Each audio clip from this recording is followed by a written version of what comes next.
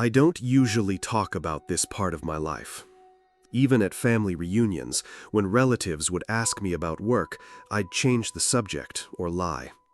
For 4 years, I worked at a suicide prevention hotline, but the truth is, I never felt like it was just a job.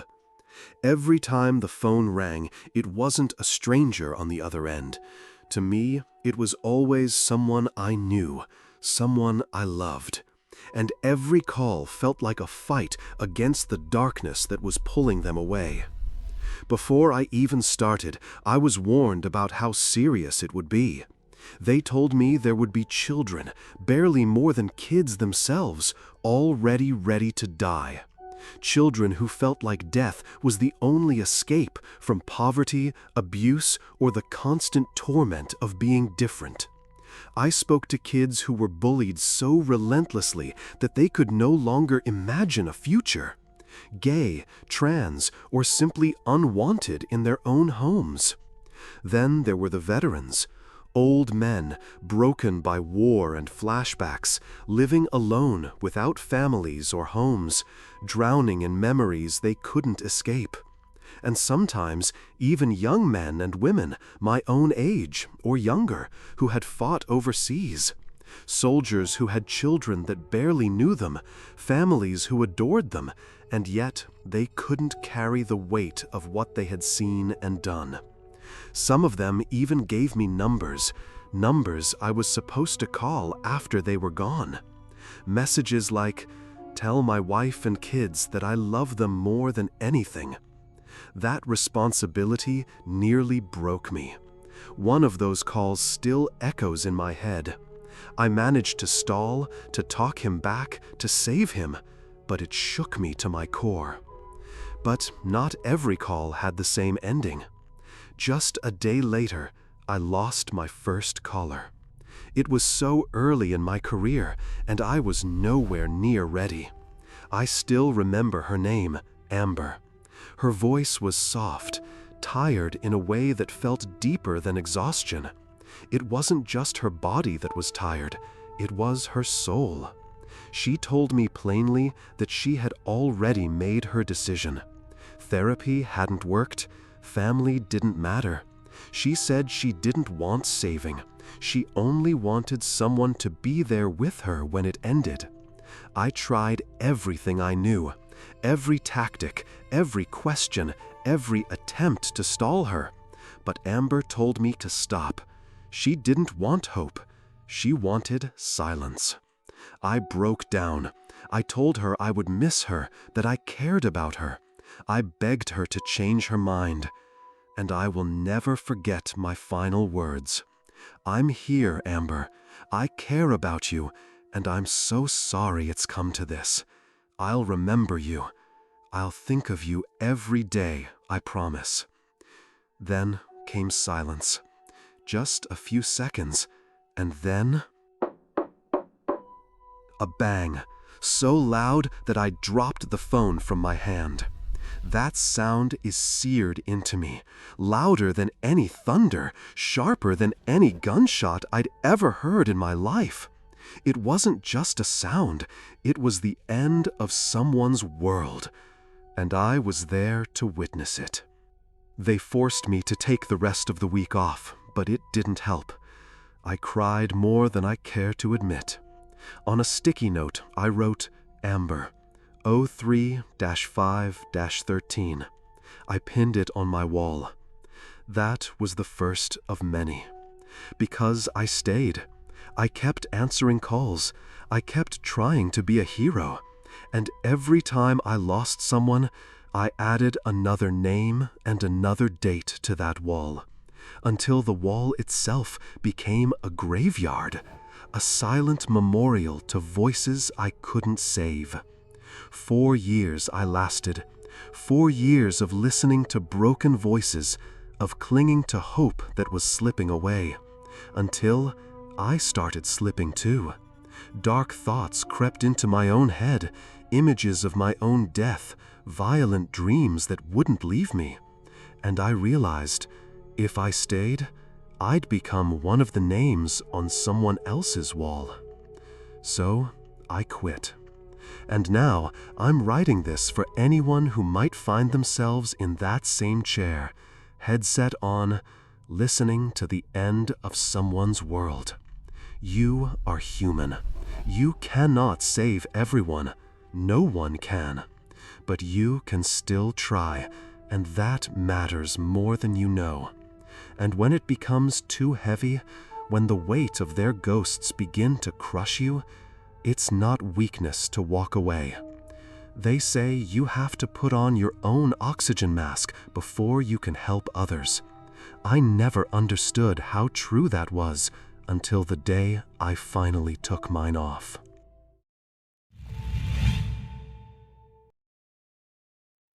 When I was just 11 years old, barely a month away from turning 12, my childhood was stolen from me in the most brutal way imaginable. My father died, suddenly, without warning. The silence that followed his absence was unbearable, and the house itself felt colder, emptier, as if the walls were mourning with me.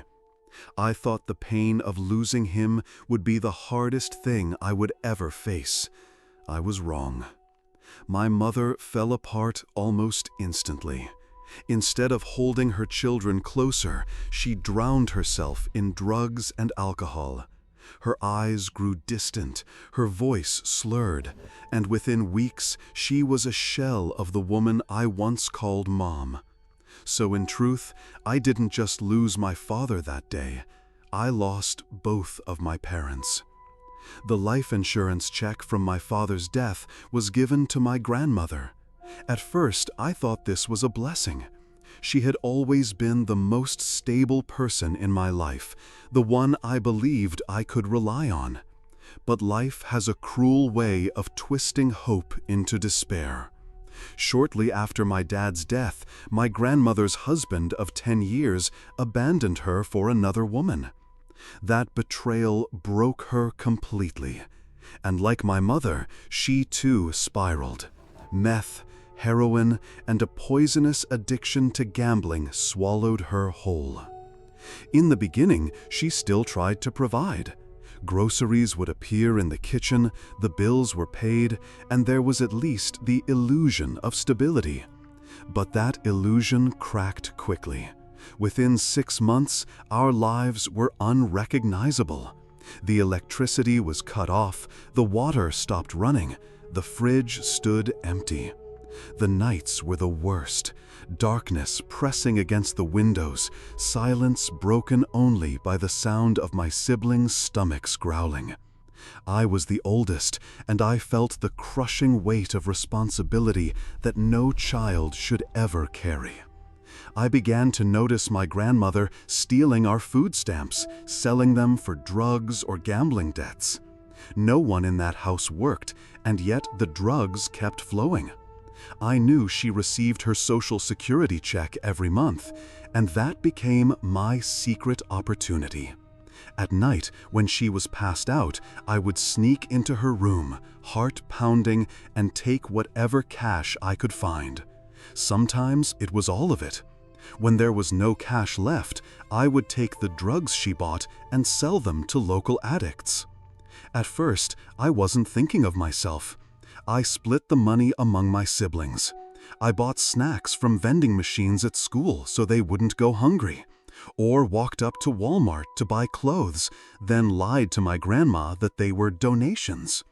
I remember one Christmas that still feels like a knife in my chest. She didn't get us anything, not one toy, not one gift. On Christmas Eve, she handed us cheap notebooks from the Dollar Tree. I slipped $80 into each notebook before giving them to my siblings, making them believe Santa hadn't forgotten us. The smiles on their faces were worth every lie. But innocence has a way of fading, especially when surrounded by darkness. By the time I turned 13, the lines began to blur. I started keeping more of the money for myself. Weed, alcohol, cigarettes, they became my escape from the nightmare I was living. It felt like I was slipping into the same darkness that had consumed my mother and grandmother. Our home, if you could even call it that anymore, turned into a haven for the broken and the addicted. At any given time, there were 4 or more strangers, dope fiends, crashing on our floors, slumped in corners, or wandering the halls at night. The smell of smoke and sweat never left the air. Sometimes I would wake up to the sound of whispers in the kitchen, the clinking of glass pipes, or the unsettling laughter of people I didn't know. Our house became the most notorious drug den in the neighborhood, a place people entered but rarely left quickly. 2 months before my 14th birthday, everything came crashing down. Social services finally stepped in, and me and my siblings were placed into DHS custody. I thought maybe things would get better, that we would be safe at last.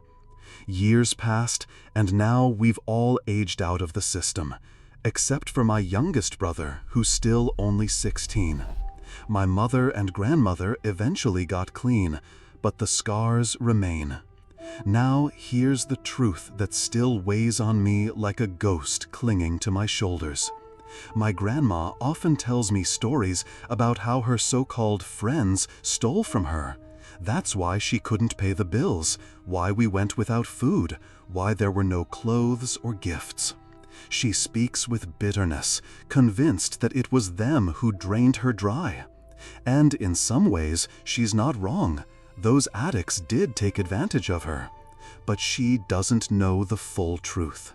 She doesn't know that it was me, her grandchild, sneaking into her room, stealing her money, taking the very cash that could have bought us groceries.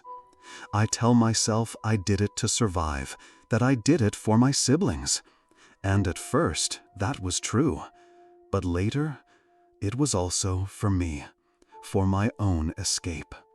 And that's the confession I've never spoken out loud until now. I think my grandma is a good person deep down, someone who was broken by tragedy and betrayal. But the question that gnaws at me is this: should I tell her? Should I reveal that the bad friend who stole from her all those years wasn't a stranger, but me? Or should I keep this secret buried forever, hidden in the shadows of the past? If I tell her, will it heal something, or destroy whatever fragile piece we've managed to rebuild? That's the weight I still carry.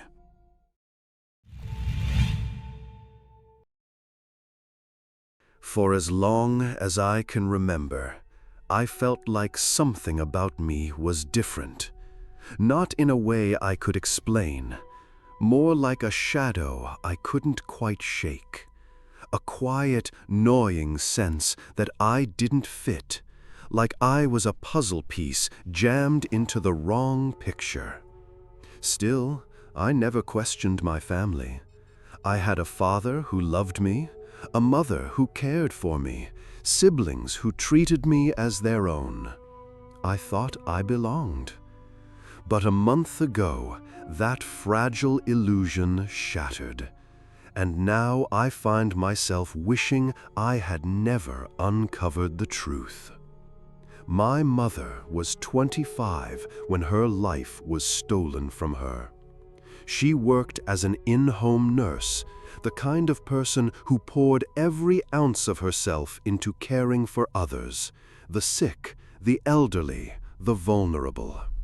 That selfless kindness defined her, and it was that very kindness that destroyed her life. There was an elderly patient she cared for, a frail woman with a grown son who still lived at home. Everyone in town whispered about him. 15 years older than my mother, a man with a reputation for being a creep, for making people feel unsafe. But reputations don't leave scars, actions do. One night, when my mother was alone, he cornered her. He overpowered her. He took something from her that she could never get back. And when it was over, he left her to pick up the shattered pieces of her soul. 2 months later, she learned she was pregnant with me. She couldn't bring herself to end it. Maybe it was guilt, maybe denial, maybe just a paralysis born of trauma. She clung to her long-term relationship with my father, the man she loved and trusted. He had been with her for 7 years. She prayed desperately that the timing would work in her favor, that the baby would be his, that the nightmare would vanish if she just believed hard enough. But deep down, I think she already knew the truth. For 3 years, she raised me with my father, holding on to a hope that was already cracked and bleeding. For 3 years, she carried a secret that nearly crushed her. And then, her attacker returned. He knew. He used my existence as leverage. He blackmailed her, threatened her, twisted her trauma into a weapon. He demanded she give in to his sick desires, or he would tell my father, take me away, ruin everything. For 3 years, she endured that torment in silence, until she couldn't anymore. When she finally confessed to my father, she expected to lose him. After all, how do you tell the man you love that the child he's raised, the son he's claimed, isn't his at all? That the boy is the product of violence?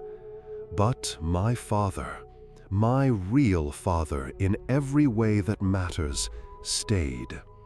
He was broken, yes.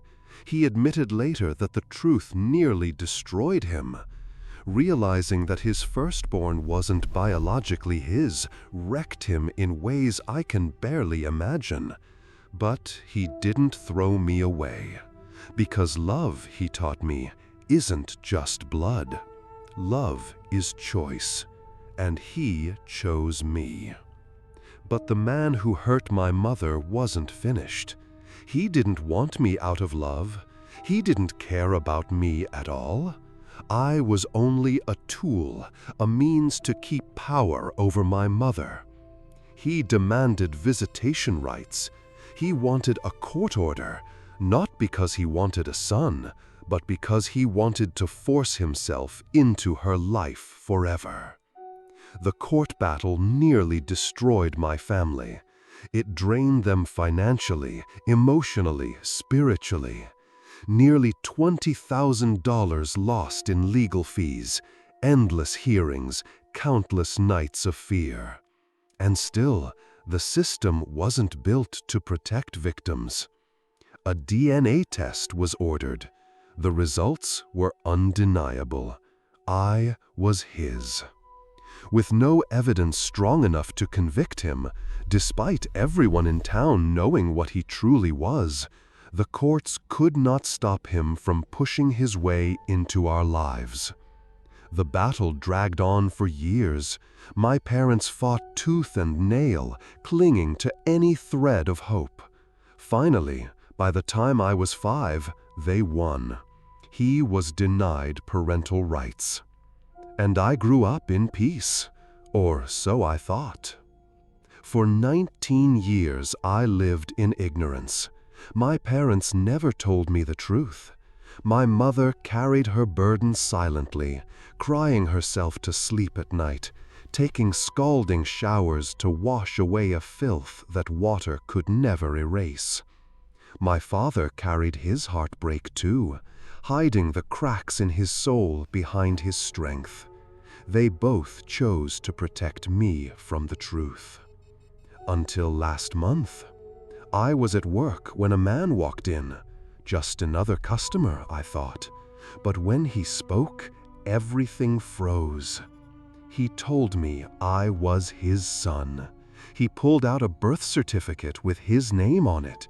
He showed me pictures of me as a child, images I had never seen before. He called my mother a liar. He asked me to visit him. But he never once asked who I was, what kind of person I'd become, how my life had been. He wasn't there for me. He was there to destroy them. That night, I went home and found my father, my dad, the strongest man I know, broken. He told me everything. The courts, the threats, the years of silence. The nights my mother sobbed, wishing she could scrub the blood from her body, wishing she could forget that half of me came from him. Now I can't escape it. I look in the mirror and wonder if the face staring back is his. I wonder if I carry more than his DNA, if I carry his darkness too. My greatest fear is that I'll become like him. Sometimes I even wish I'd never been born.